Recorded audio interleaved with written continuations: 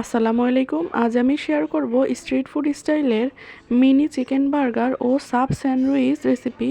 তো চলুন ভিডিওটি শুরু করা যাক। প্রথমেই আমি চিকেনটা ম্যারিনেট করে নিব। তার জন্য 1.5 কাপের মতো হাড় ছাড়া মাংস পাতলা পাতলা করে কেটে নিয়েছি।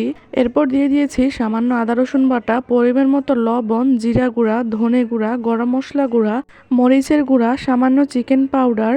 এরপর 1 চামচের মতো টমেটো সস দিয়ে দিয়েছি। এবার এই চিকেনটাকে খুব ভালোভাবে মশলার সাথে মেখে নিতে হবে।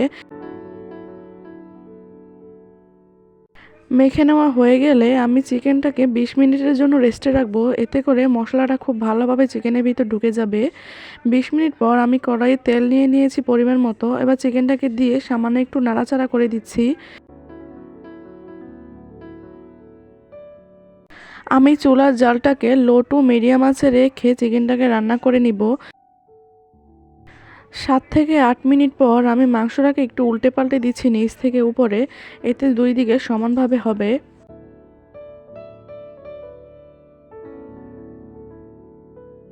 এবার চুলার জালটাকে লো মিডিয়ামে রেখে আমি 15 মিনিটের মতো মাংসটাকে রান্না করে নিব। 15 মিনিট পর আমি মাংসটাকে আবার একটু উল্টে পাল্টে দিচ্ছি।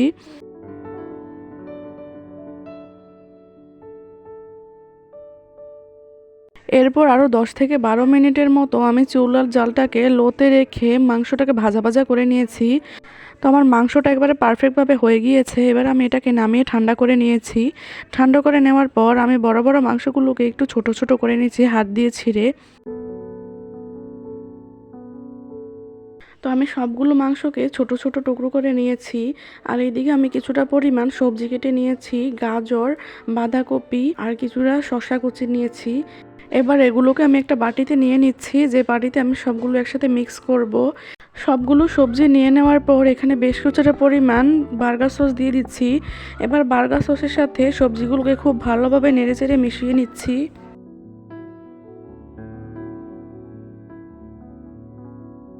তো দেখুন আমার মেশানো হয়ে গিয়েছে। এবার আমি আগে থেকে টুকরো করে রাখা মুরগির মাংসগুলোকে দিয়ে দিচ্ছি। দিয়ে এগুলোকে খুব ভালোভাবে মিশিয়ে নিচ্ছি। তো আমার বার্গারের ভিতরে দেওয়ার জন্য পুরটা পারফেক্টলি তৈরি হয়ে গিয়েছে। এবার আমি এটাকে একটা সাইডে রেখে দিচ্ছি। দিয়ে আমি প্রথমে সাব স্যান্ডউইচটা বানিয়ে দেখাচ্ছি আপনাদেরকে।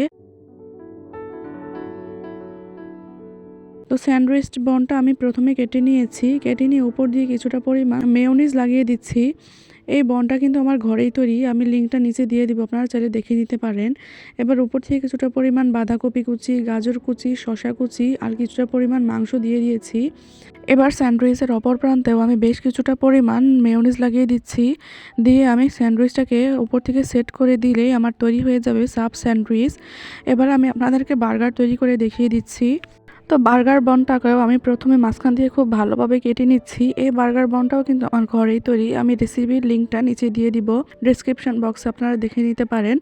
এবার বার্গারের এক পাশে আমি বার্গার সস লাগিয়ে দিচ্ছি। এই সসটাও কিন্তু আমার ঘরেই তৈরি। এবার আগে থেকে যে মাংসের পুরটা তৈরি করে রেখেছিলাম, এবার বার্গারের উপরে সেই মাংসের পুরটা দিয়ে দিচ্ছি। আপনারা আপনাদের ইচ্ছা অনুযায়ী দিতে পারেন কম বেশি করে।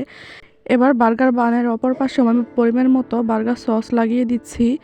দেওয়ার পর আমি উপর থেকে সেট করে দিব, তাহলেই আমার তৈরি হয়ে যাবে খুব সুন্দর স্ট্রিট ফুড স্টাইলের মিনি বার্গার। আপনারা অবশ্যই বাসায় ট্রাই করবেন আর রেসিপিটা কেমন হয়েছে অবশ্যই জানাবেন।